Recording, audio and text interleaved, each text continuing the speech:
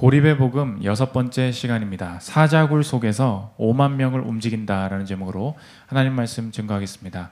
다니엘서 6장은 교회에 오래 다니신 분들이 모두 알고 있는 다니엘이 사자굴에 들어가서 살아나오는 본문입니다. 사자굴에 들어가게 되는 이런 순간에도 담대하게 기도하고 또 하루 3번씩 기도하면 다니엘처럼 우리도 사자굴에서 살아남을 수 있다. 기도의 중요성, 또 하나님 앞에서 신앙의 중요성, 이런 것들을 많이 배워왔습니다. 그러나 이 사자굴 속에서는 사자굴 속에 다니엘을 향한 계획보다 사자굴 밖에 있는 하나님의 계획이 함께 진행되고 있다. 오늘 본문은 그것을 보여주고 있습니다. 오늘 본문의 주제는 고립의 복음이라고 했는데 고립입니다. 다니엘이 이 사자굴 속에 고립된 속에서 고립의 밖에 있는, 고립을 초월한 하나님의 일들이 일어나고 있다. 그게 오늘 주제입니다. 우리의 삶도 마찬가지입니다. 사자굴, 우리가 들어가 본 적은 없지만 사자굴을 우리에게도 고립된 상황으로 적용하면 됩니다. 하나님은 위대하신 분이고 또 원대한 계획, 이 세상을 창조하신 분이신데 우리의 한 주간의 삶은 어떻습니까? 고립된 속에 있습니다. 내가 이 공부를 몇 년째 하고 있고요. 내가 다니는 어떤 지역이 한정돼 있고 집 회사 교회 이런 거 평생 이렇게 살아야 되는 것인가? 또 내가 감당해내고 있는 부모의 질병이라든지 또 자녀의 문제라든지 이것 때문에 내가 평생에 이 직장에서 이렇게 살다가 죽으면 되는 건가? 고립된 속에 이 답답함을 맞이할 때가 많이 있다는 것입니다. 오늘 이 고립이 결코 이 고립으로 끝나지 않는다. 오늘 이것을 보여주고 있는데 사자굴 속에서 사자굴 밖의 일을 진행하시는 하나님의 일하심을 오늘 보여주고 있다는 것입니다. 내 삶에 이 고립된 상황을 초월하여 일하시는 하나님의 일하심이 어떻게 펼쳐지는지 살피는 시간 갖도록 하겠습니다. 3가지로 나눠 살피겠습니다. 첫째로 사자굴의 초월성, 둘째로 사자굴의 일관성, 셋째로 사자굴의 이중성, 이 3가지로 나눠 살피겠습니다. 첫째로 살필 것은 사자굴의 초월성입니다. 다니엘이 드디어 지혜롭고 신실해서 총리가 되었습니다. 근데 일을 잘하면 시기하게 되죠. 총리가 여럿이 있었는데 이제 왕이 다니엘이 너무 잘하니까 총리 위에 이 다니엘을 최고 지도자로 세워야겠다. 그러니까 고위직 사람들이 음모를 꾸밉니다. 다니엘이 전혀 비리가 없었어요. 그러니까 이 금령을 세우소서, 왕 외에 다른 사람한테 예배하거나 기도하면, 도움을 구하면 사자굴에 넣는 법을 제정하시면 어떻습니까? 이야기합니다. 6절과 7절 한번 보십시오. 이에 총리들과 고관들이 모여 왕에게 나아가서 그에게 말하되 나라의 모든 총리와 지사와 총독과 법관과 관원이 의논하고 왕에게 한 법률을 세우며 한 금령을 정하실 것을 구하나이다. 왕이여, 그것은 곧 이제부터 30일 동안에 누구든지 왕 외에 어떤 신에게나 사람에게 무엇을 구하면 사자굴에 던져넣기로 한 것이니이다. 보면 아무 의미도 없고 법의 정당성도 전혀 없고, 법이 왜 생겼습니까? 시기심, 다니엘을 시기하는 것 때문에 법이 생겼다는 것입니다. 그래서 다니엘이 사자굴에 들어가게 되었다는 거예요. 오늘 문제 제기는 이것입니다. 사자굴에 들어가서 살아남는 거 다 좋다는 거예요. 여러분 그런 거 다 내가 다 믿는다는 거예요. 다니엘이 사자굴에 진짜 들어갔다. 그건 믿는다는 거예요. 사자굴에서 살아나왔다. 그거 다 내가 다 믿는다는 거예요. 근데 여러분이 한번 다니엘 입장에서 생각해 보십시오. 스펙타클 하긴 한데 여러분이 다니엘이라면 굳이 그렇게 사자굴에 들어갈 필요가 있습니까?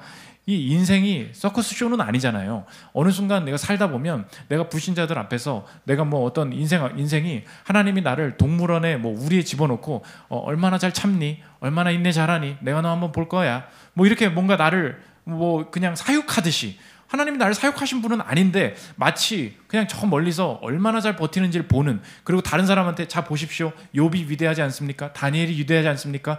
고난을 잘 견디는 그리스도인들을 사람들에게 이렇게 보여주시려는, 뭔가 내가 극단의 배우 같은 인생의 역할을 하는 것 같은 그 모습이 있을 때가 참 많이 있다는 것입니다. 오늘 이 문제 제기에 성경이 답하고 있는데, 하나님께서는 이 고립된 우리의 상황을 사용하셔서 절대 이 쇼처럼 우리의 인생을 사용하시는 것이 아니고 역동적으로 이 상황을 통해 일을 이루시는 하나님의 일하심을 보여주고 있다는 것입니다. 그 원리가 오늘 제목과 같은데, 사자굴 속에서 5만 명을 움직이게 된다는 거예요. 이 다니엘이 사자굴에 들어간 것은 절대 극적인 효과를 발휘하기 위해서가 아니라 이 사자굴 밖에서 일하시는 하나님의 일하심과 관련이 되어 있다는 것입니다. 그것을 알기 위해서는 오늘 사자굴에 집어넣은 이 왕이 누구인지를 잘 알아야 되는데, 지난주에 살폈죠. 다니엘이 함께 있었던 바벨론의 마지막 왕이 벨사살이었습니다. 이 벨사살은 메네메네 대겔 우바르신 그 손가락이 나와서 벽에 글을 쓰면서 그것을 보고서 하나님을 만나게 되죠. 역사 세계사에 보면 이 벨사살이 바벨론의 마지막 왕입니다. 그 다음에 오늘 시작이 무엇인가?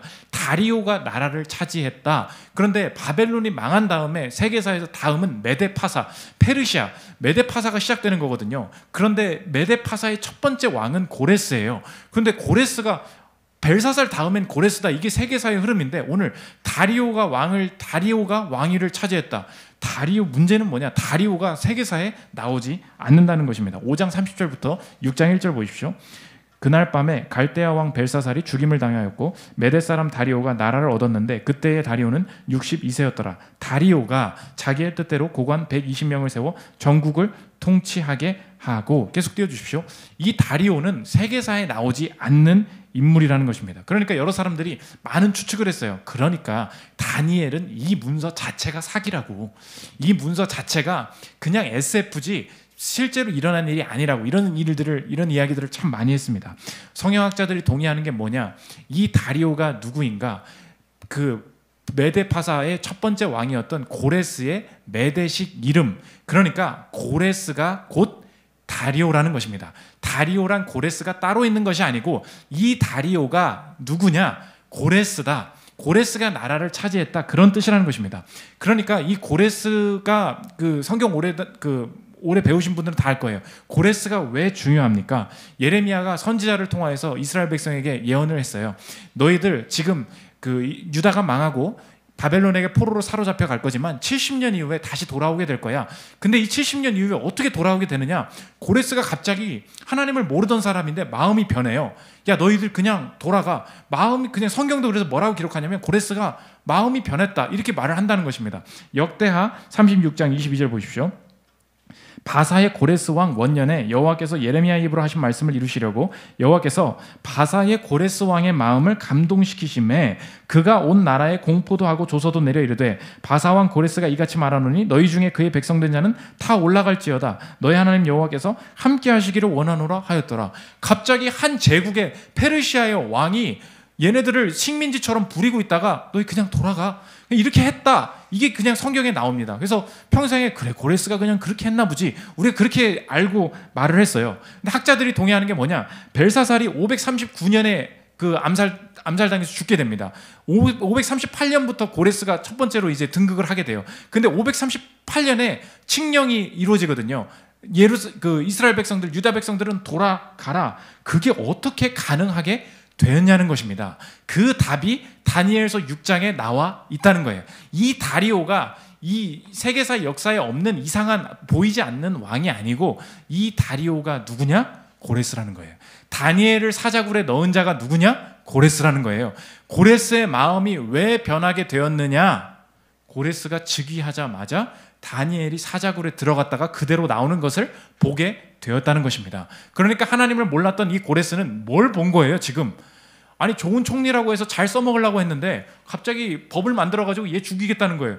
아, 왜 써먹으려고 하는데 사람들이 왜 죽이려고 하는 거야? 사자굴 들어갔다 나오는데 하나님의 일하심을 보게 된 것이라는 것입니다. 그러니까 이 왕의 마음이 변화돼서 이 포로를 귀환시키게 되었다는 거예요. 그러므로 오늘 6장에 여러분들이 성경을 실제 가지고 있다면 번역을 좀 고치면 좋은데, 오늘 마지막 절, 이 문법의 차이인데 28절 한번 보십시오. 이 다니엘이 다리오 왕의 시대와 바사 사람 고레스 왕의 시대에 형통하였더라.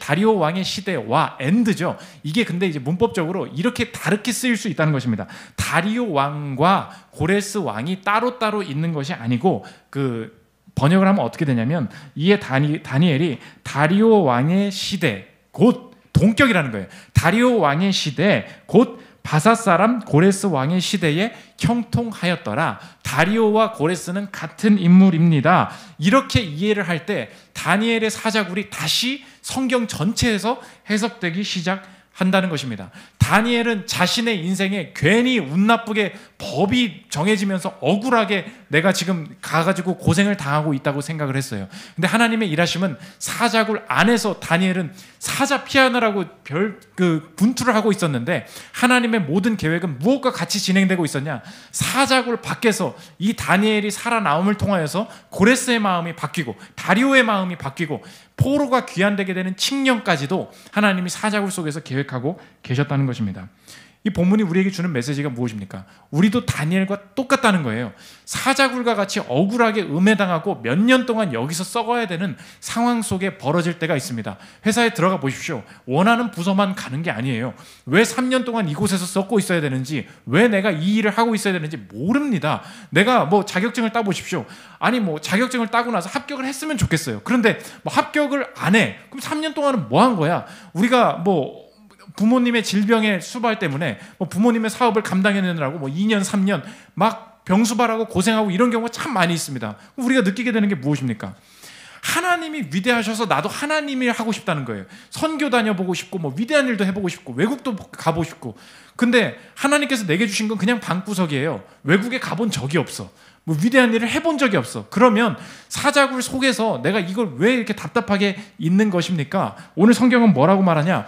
하나님께서 처하게 하시는 모든 사자굴은 내가 음해를 당했든지 어떤 억울함이든지 어떤 사람들이 나를 시기하여서 어떤 이유로 내가 여기에 처했든지 간에 상관없이 사자굴 속에서는 하나님이 사자굴 밖의 일들을 함께 진행하고 계신다. 이 초월적인 모습을 보여주고 계시다는 것입니다. 오늘 본문의 그 설교 제목에 왜 5만 명이라고 했냐? 이 고레스 왕의 칙령 때문에 너희들 다 돌아가라. 1차로 귀환하게 되는 숫자가 에스라에 나옵니다. 에스라서 1장 1절부터 보십시오. 옛적의 바벨론 왕 나오죠. 느부갓네살에게 사로잡혀 바벨론을 갔던 자들의 자손들 중에서 노임을 받고 2절 그 명수가 이러하니 64절 이 온 회중의 합계가 42,360명이요 그 외에 남종과 여종이 7,337명이요 노래하는 남녀가 200명이요 다 합쳐보니까 49,897명이 나오더라는 거예요. 그러니까 고레스 왕의 이 한마디 때문에 몇 명이 움직인 거예요. 5만 명의 운명이 다 바뀌게 되었다는 것입니다. 그런데 이 고레스의 마음이 왜 움직였냐는 거예요. 사자굴 밖에 5만 명이 어떻게 움직일 수 있었는가? 다니엘서 6장의 대답은 무엇인가? 다니엘이 사자굴 속에서 하나님 앞에서 행했던 그 한 가지 인생 때문에 5만 명이 움직이게 되는 역사가 나타났다. 사자굴 속에서 사자굴 밖에 5만 명의 이동을 준비시키고 계신 하나님의 인도하심이 여기 펼쳐지고 있다는 것입니다.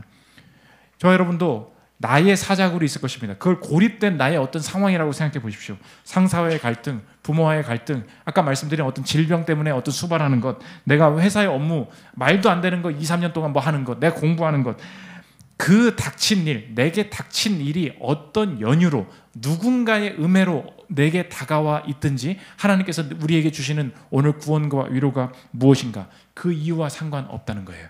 사자굴에 들어가게 하신 분이 하나님이시고 사자굴 속에서 사자굴 밖의 일까지 성취하게 만드시는 하나님의 초월성이 이 본문에 적혀 있다는 것입니다. 19세기에 영국의 유명한 설교자이신 찰스 스펄전이라고 계십니다. 여러분 다 아실 텐데 이분이 처음 회심하게 된 계기예요.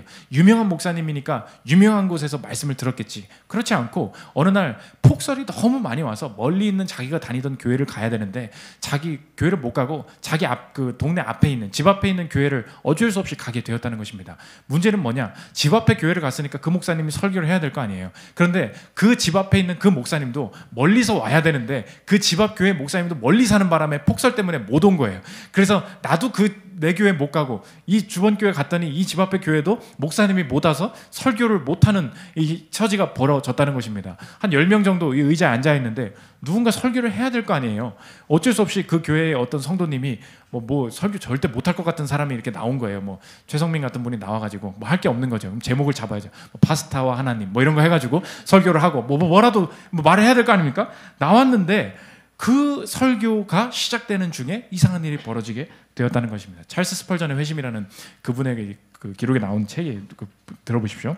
갑자기 설교하게 된 신자는 땅 끝의 모든 백성아 나를 앙망하라. 그리하면 구원을 얻으리라. 나는 하나님이라. 다른 이가 없음이라는 말씀을 읽고는 반복하는 거죠. 주 예수 그리스도 외에는 구원이 없습니다. 예수를 바라보십시오. 예수를 바라보십시오. 예수를 바라보십시오. 라고 큰 소리로 반복해서 외치기만 했다. 그런데 갑자기 스펄전의 눈에 눈물이 고이고 마음속 깊은 곳에서부터 하나님의 은혜가 물밀듯이 밀고 들어오는 것을 느꼈다. 그동안 죄책감으로 가득 차서 절망의 구렁텅이를 헤매고 다녔던 자기 심령이 하나님께 건져올림을 받았던 것이다. 예수님은 살아계시고 지금 나에게 임재하셔서 정말 죄로 가득 찬 이 모습 이대로 사랑하신다는 것을 깨닫게 되었다. 주님이 당신만의 무한하신 긍휼로 주홍같이 붉었던 자기의 죄를 깨끗이 씻어내고 용서해 주셨다는 확신을 갖게 되었다. 이분이 수십만 그리고 지금까지도 우리에게 영향을 미치고 있는 이 설교자가 어떻게 탄생하게 되었나. 눈 오는 날 진짜 그 책임감 없는 목사가 미리 안 오고 폭설 때문에 못 와가지고 설교 못해서 누가 평신도가 올라와서 설교했던 그 한마디 때문에 스펄전이 준비되고 있었다는 것입니다. 여러분은 확신하십시오. 사자굴 안에 하나님께서 우리가 처하게 하실 때 사자굴 밖의 일은 다 끝났네. 나의 인생은 이제 여기서 다 죽어야 되네. 그렇지 않습니다. 사자굴 안에서 5만 명을 준비시키고 계신 하나님의 움직임이 우리가 하나님 앞에서 사자굴 속에 행할 때 분명하게 성취될 수 있다는 거예요. 두 번째로 살필 것은 사자굴의 일관성입니다. 그러면 사자굴 속에서 하나님의 일하심은 일관되게 어떤 법칙을 통하여서 나타나게 되는가. 오늘 본문이 그것을 보여주고 있는데 두 가지입니다. 첫째로는 경건을 통해 일하신다는 거고 또 한 가지는 인격을 통해 일하신다는 거예요. 경건과 인격, 이게 하나님의 일관된 법칙이라는 것입니다. 첫째로 볼 것은 경건입니다. 오늘 다니엘이 사자굴 안에서 내가 사자굴을 이를 꺾는 법 이런 거 배우지 않았어요. 특별히 한 게 없습니다. 이 성도가 고립됐을 때는 경건 생활, 경건 그 자체가 일을 성취하게 된다는 것입니다.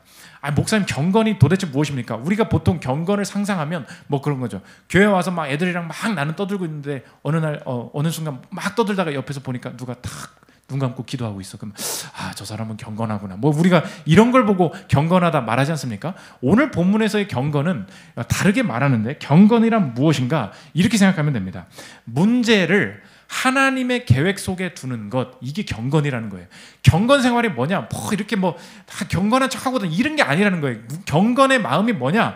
내게 생긴 이 문제를 하나님의 계획 속에 두는 것, 이게 경건이라는 것입니다. 오늘 유명하죠. 다니엘이 너 사자굴에 들어가면 죽는다 그러니까 기도하면 죽는다 그러니까 사자굴에 들어갈 걸 알면서도 창문을 열고 하루 3번 기도했다. 이 유대 백성들은 포로로 사로잡혀가면 솔로몬이 옛날에 성전을 세우면서 그런 기도를 했어요. 만약 우리 백성들이 포로로 사로잡혀갔을 때 이 성전을 향해서 기도하면 주님께서 들어주시고 응답해 주십시오. 이 기도를 한 적이 있어요. 이 전통을 따라서 예루살렘을 향한 문을 열고 하나님 이 백성 이 나라를 불쌍히 여겨주십시오. 회복의 기도를 했다는 거예요. 9절 10절 한번 보십시오. 이에 다리오 왕이 조서에 왕의 도장을 찍어 금령을 내니라. 다니엘이 이 조서에 왕의 도장이 찍힌 것을 알고도 자기 집에 돌아가서는 윗방에 올라가 예루살렘으로 향한 창문을 열고 전에 하던 대로 하루 3번씩 무릎을 꿇고 기도하며 그의 하나님께 감사하였더라. 계속 띄워주십시오. 문제는 이거예요. 사자굴에 들어가는 이 절체절명의 순간에서 기도했다. 우리가 그 얘기를 다 알고 있습니다. 밑줄이 중요하다는 거예요. 전에 하던 대로 예전에도 그렇게 기도했다는 것입니다. 무슨 말이냐? 지금 사자굴에 들어가서 죽게 될 위기다. 그때 기도했지만 사자굴의 음모가 펼쳐지기 전에 이렇게 기도했다는 거예요. 내가 이제 곧 죽을 거야. 그래서 기도를 시작한 게 아니고 사자굴의 음모가 전혀 없을 때에도 이 기도를 하고 있었고 이 기도를 하던 대로 사자굴의 문제가 펼쳐져도 계속 하던 대로 기도했다는 것입니다. 무슨 말인가? 다니엘의 삶에는 이 사자굴은 하나님의 전체의 계획 중에 일부라고 받아들이게 되었다는 것입니다. 사자굴에 음모가 없었어요. 그때 무슨 기도했을까요? 우리가 착각을 해서 다니엘이 무슨 기도했을까요? 그럴 때 사자굴에서 나오게 해주세요. 내가 사자굴에서 살아남길 원합니다. 이 기도를 했다고 생각해요. 당연히 그 기도도 했겠죠. 근데 전에 하던 대로 했다니까요. 그럼 전에는 무슨 기도를 했을까요? 전에는 사자굴 얘기가 없었으니까. 전에는 무슨 기도했을까요? 전에도 기도했다는 거예요. 하나님의 뜻이 이루어지기를, 주님께서 내 삶을 통해서 일하여 가시기를, 그 기도를 막 하고 있는데 사자굴이 딱 나타난 거예요. 그러니까 어떻게 받아들였을까요? 우리는 그럴 수 있죠. 하나님, 내가 이렇게 열심히 기도했는데 어떻게 사자굴이라는 이런 결과가 올 수 있습니까? 우리에게 적용하면 뭐 그런 거죠. 어떻게 이렇게 기도했는데 헤어집니까? 어떻게 이렇게 기도했는데 떨어집니까? 이렇게 기도했는데 어떻게 왜 이 투자가 안 됩니까? 이렇게 얘기할 수 있죠. 그런데 오늘 다니엘이 보여주는 경건은 무엇인가? 다니엘은 전에 하던 대로 기도했기 때문에 이 사자굴을 자신을 향한 하나님의 전체의 계획의 일부로 사자굴을 봤다는 것입니다. 우리가 이제 이해할 수 있죠. 다니엘이 열심히 기도 생활을 했는데 왜 사자굴에 문제가 생겼어요? 다니엘이 기도를 덜해서. 그렇지 않아요. 5만 명을 움직이시기 위한 하나님의 계획의 성취 과정의 일부로 사자굴의 문제도 생기게 되었다는 것입니다. 그러니까 우리가 착각하면 안 될 게, 다니엘서 6장을 읽으면서 많은 분들이 그런 이야기를 들었어요. 어떻게 하면 사자굴에 나올 수 있는가? 정답이 있다는 거예요. 하루 3번 기도하라는 거예요. 그러니까 여러분이 기도를 세게 해서 다니엘이 살아 나왔다는 것입니다. 그럼 여러분한테 물어볼까요? 여러분이 이제 앞으로 뭐 결혼도 해야 되고 합격도 해야 되고 사업도 확장을 해야 돼요. 그러면 얼마나 기도해야 응답을 해주시는 것입니까? 하루 3번 해야지. 지난주에 2번 했잖아요. 그럼 헤어지겠네. 그런 겁니까? 그런 거예요? 뭐 지난주에 기도 빼먹은 날도 있잖아요. 그럼 어떻게 해요? 잘 안 되겠네. 그러니까 기도의 세기에 따라서 결과가 달라지는 것이다. 이렇게만 생각하면 내가 계속 불안한 거예요. 기도를 덜 하니까 이런 문제가 생겼나 보다. 근데 오늘 성경이 보여주는 것은 무엇인가? 경건이 뭐냐는 거예요. 기도가 뭐냐는 거예요. 기도란 전에 하던 대로, 그것이 무엇입니까? 오늘 경건을 말했죠. 문제를 하나님의 계획 속에 두는 마음이라는 것입니다. 그러니까 기도를 하다가 이 문제가 생겨도 이 사자굴을 통하여서 하나님의 뜻이 이루어질 수 있겠습니다. 이것을 받아들이는 마음이 경건이라는 것입니다. 오늘 그래서 다니엘이 지금 왕이 많이 지나갔잖아요. 지금 다니엘이 몇 살이냐면 80살이 넘었어요. 여러분 지금 다니엘이 티네이저가 아니에요. 다니엘이 지금 할아버지라고. 다니엘서 6장을 주석하면서 학자들이 뭐라 그러냐, 다니엘서 6장의 기적은 사자굴에서 살아나온 게 기적이 아니고 모든 사람이 기도 못하게 하는데 일관되게 기도하는, 그게 기적이라는 거예요. 벨트캄프라는 학자 이야기를 들어보십시오. 하나님이 사자굴 속에 있는 한 자녀를 보호하시는 것은 정말 놀라운 기적이지만 사탄의 자극을 받은 모든 바빌론 사람이 기도하기 위해 꽉 잡은 이 늙은 2손을 떼어놓으려고 시도할 때 하나님의 은혜로운 손이 다니엘을 구원하신 것도 그에 못지않은 기적이다. 뭐가 기적이라는 거예요? 이 문제가 하나님의 계획 속에 있음을 알고 전에 하던 대로 계속 기도해 나가는 것, 이게 다니엘을 통해서, 다니엘이 경건을 통해 성취한 하나님의 일이라는 것입니다. 우리 교회에 최근에 많은 분들의 여정을 보면 하나님을 경외함 속에 삶의 모든 영역이, 모든 문제들이 연결되어 있다라는 느낌을 받을 때가 참 많이 있습니다. 내가 이 교회 하나를 정하는 신앙의 문제가 내가 누구를 만나느냐, 내 배우자가 누가 되느냐, 이것과 연결되어 있고요. 내가 이 배우자와 어떤 배우자를 택하느냐에 따라서 내 직장을 어떻게 결정해야 되느냐, 이 모든 게 결정되어 있고요. 내가 좋은 가정을 꿈꾸고 내 신앙을 지키는 가정을 만들어야겠다라는 상황 속에 내가 내 지역을 어디로 골라야겠다라는 내 지역의 결정도 있고요. 이 내가 누구를 택하느냐에 따라서 가문이 어떻게 전도가 되느냐, 그 문제까지 다 연결되어 있고요. 보십시오. 문제 하나만 해결하는 게 아니에요. 나는 문제만 해결하면서 살아가고 있는 것 같았는데 문제를 해결하는 모든 영역들이 하나님의 큰 계획 속에, 성취 속에 포함되어 있다라는 것을 많이 느끼게 된다는 것입니다. 그러므로 여러분 오늘도 문제를 해결하기 위해서 이 자리에 오신 분 계십니까? 뭐 내가 합격을 해야 되고요. 뭐 승진을 해야 되고요. 성과를 내야 되고요. 그런데 우리가 기도할 때 이 문제를 해결해야 다음 게 이 문제가 해결돼야만이 내가 이제야 살겠다. 문제에 집중하는 게 경건이 아니라는 거예요. 우리 기도의 그 태도가 어떻습니까? 문제 생기면 금식하고 기도하죠. 좋아요. 그렇게 당연히 해야죠. 그런데 하나님이 오늘 보여주시는 건 뭐예요? 문제가 어느 속에 있냐는 거예요. 하나님의 계획 속에 있다는 것입니다. 다니엘이 만약에 제발 살아남게만 해주십시오, 이렇게만 기도했다가 죽으면 어떨 거예요? 다니엘이 오늘 왜 산 거예요? 계획 때문에 산 거예요. 순교한 사람들도 많지 않습니까? 다니엘이 왜 살아남은 거예요? 이 다리오를 통하여서, 이 고레스를 통하여서 5만 명을 데리고 나와야 되기 때문에 하나님의 위대한 계획 속에서 이 일이 진행되고 있다.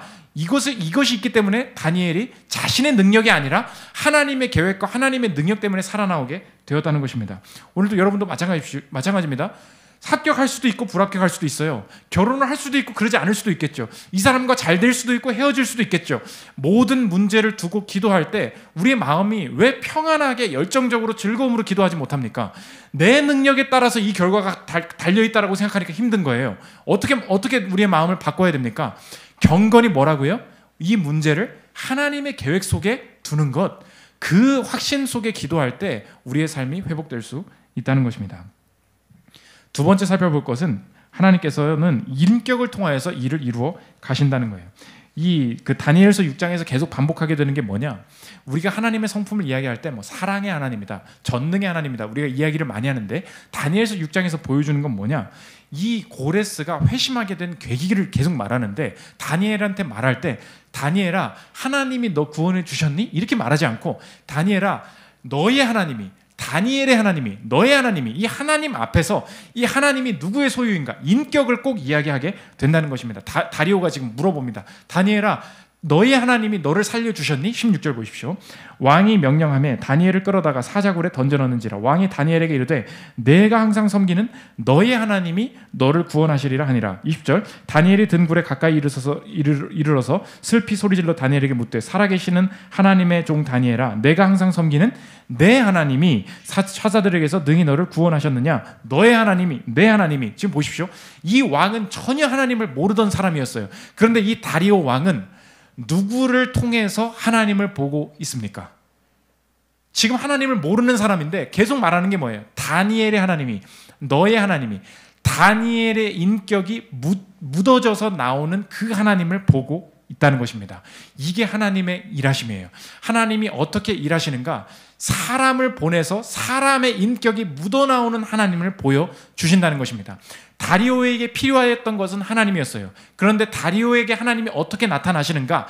다니엘의 하나님으로서 나타나시게 되었다는 것입니다. 그러므로 하나님, 여러분의 삶을 향한 하나님의 일하심은 여러분이 어떤 성취를 하거나 헌금을 하거나 어떤 일을 해냄을 통하여서 다른 사람들에게 모범이 되고 증명이 되고 그런 것들도 중요하지만 하나님의 일하심은 근본적으로 어디에 있느냐? 여러분의 인격을 통하여서 묻어나오는 인격을 통한 하나님의 일하심이 있다는 것입니다. 오늘 그래서 6장 전체에 하나님 앞에 뭐가 한 사람의 인격이 계속 붙어 있어요. 10절부터 한번 보십시오. 10절, 그의 하나님께 감사하였더라. 11절, 다니엘이 자기 하나님 앞에. 16절, 내가 항상 섬기는 너의 하나님이 널 구원하시네. 20절, 내가 항상 섬기는 내 하나님이. 22절, 나의 하나님이 구원하셨습니다. 23절, 그가 자기의 하나님을 믿음이었더라. 26절, 내 나라 관할 아래에 있는 사람들은 다 다니엘의 하나님 앞에서 떨며 두려워할지니. 그러므로 저 여러분에게 오늘 하나님은 어떤 하나님이십니까? 나의 하나님이시라는 거예요. 나의 하나님. 하나님이 어떤 일을 통해서 어떻게 일하실까? 내 삶, 내 가난, 내 불합격, 내 모든 취업, 나를 통해서 일하시는 하나님, 나의 하나님이 되신다는 것입니다. 지금 여기 계신 분들 중에 내 삶의 처지와 형편이 다 다릅니다. 그러나 우리가 잊지 말아야 될 게 뭐냐? 이 모든 환경 속에 내가 취업한다고, 내가 부모님한테 잘 보인다고 내 부모가 절대 변화되지 않아요. 내가 자녀한테 돈을 주면서 학원 보내고 잘해준다고 변하지 않아요. 내 직장 상사 앞에서 내가 저 사람과 믿지 않는 사람처럼 나도 성과를 잘 내고 싶다, 내가 탁월해져서 저 사람들을 하나님 앞으로 이끌게 될 것이다. 여러분 꿈은 좋지만 절대 그런 방식으로 하나님의 일하심이 드러나지 않습니다. 하나님의 방식은 어떻게 펼쳐지느냐? 하나님이 내게 주신 환경 그대로, 가난하고요, 내가 무지하고요, 다른 사람보다 성과를 못 내는 게 맞아요. 다른 사람보다 일을 못하는 게 맞아요. 그러면 사람들이 안 변할 것 같잖아요. 무시할 것 같잖아요. 문제는 뭐냐? 무시할 것 같은데 사자굴과 같은 곳 속에서 경건으로 하나님의 뜻을 행할 때 인격을 통하여서 나오는 하나님, 내가 하나님을 의지하는 그 방식, 내가 하나님을 의뢰하는 그 방식을 통하여서 하나님이 신비하게 고레스의 마음을 움직이시는 것처럼 우리 안에 성취가 가능하게 하신다는 것입니다. 그러므로 여러분이 엄청 무식해도, 엄청 가난해도, 엄청 성과를 못 내고 있어도 사람들은 그 사람을 통하여서 나오는 그 하나님을 보게 된다는 것입니다. 저 같은 경우는 어느 날 어떤 교회를 가서 예배를 드리는데 어떤 마음이 막 드냐면, 저 목사님이 찬양 인도부터 축도까지 다 같이 하시는 예배를 같이 드렸으면 좋겠다. 그 마음이 들 때가 있어요. 왜 그런지 아십니까?